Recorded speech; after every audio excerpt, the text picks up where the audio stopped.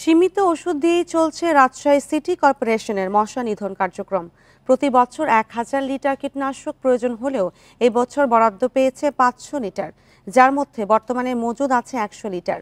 একদিনে মশার উপদ্রবে অতিষ্ঠ নগরবাসী, অন্যদিকে বাড়ছে ডেঙ্গু আক্রান্তের সংখ্যা। সিটি কর্পোরেশন বলছে নতুন ওষুধ কেনার প্রক্রিয়া শুরু হয়েছে।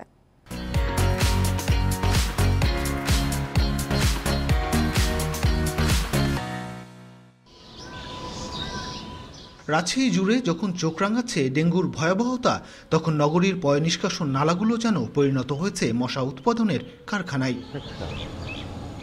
সিটি কর্পোরেশন বলছে প্রতি বছর মশা মারতে খরচ হয় প্রায় কোটি টাকা। তবে মশা নিধনে কর্তৃপক্ষের ভূমিকা নিয়ে রয়েছে নগরবাসীর অভিযোগ।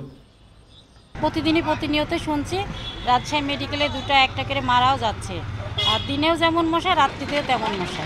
থাকাই যায় না মশার অত্যাচারে, দিনের বেলাতেও বাচ্চারা টিকতে পারছে না এবং তারা পড়াশোনায় মনোনিবেশ করছে না। আমাদের সীমিত যে সম্পদ আছে সেটা সর্বোচ্চ ব্যবহার করার আমরা চেষ্টা করি এবং সেভাবেই কিন্তু আমরা এই ডিম ধ্বংসের মাধ্যমেই বা লার্ভিসাইড নিয়ন্ত্রণ করেই আমরা কিন্তু মশা নিয়ন্ত্রণের চেষ্টা করি। স্থানীয়দের অভিযোগ, সিটি কর্পোরেশনের উদাসীনতায় বাড়ছে ডেঙ্গুর প্রকোপ। বিভিন্ন ব্লকে মিলছে এডিসের লার্ভা। গত বছরের তুলনায় ডেঙ্গু রোগীও বেড়েছে বলছে স্বাস্থ্য অধিদপ্তর।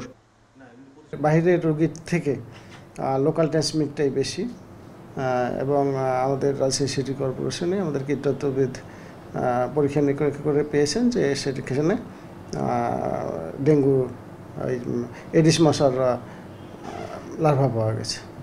রাশিকের প্রশাসক বলছেন, চলতি মৌসুমে মশা মারার কীটনাশকের বরাদ্দ কম পাওয়া ও আগস্ট পরবর্তী কার্যক্রমের স্থবিরতায় বেড়েছে ডেঙ্গুর প্রকোপ। লার্ভিসাইড নিধন করতে হয়, তারপর অ্যাডাল্টিসাইড নিধন করতে হয়। এইগুলোর যে কীটনাশক সেগুলো পর্যাপ্ত ছিল না আমাদের। এখন যেটা আছে যে সেই পরিমাণ, যেমন ধরেন আমার যেগুলো আছে সঞ্চিত আছে, কোনো রকমের কাজ চালানোর জন্য আমি এই ডিসেম্বর পর্যন্ত চালাতে পারবো। এবছর রাজশাহী বিভাগে ডেঙ্গু আক্রান্ত হয়েছে 3097 জন, মারা গেছেন 5 জন। Mustafizur Rahman, independent news, Rajshahi.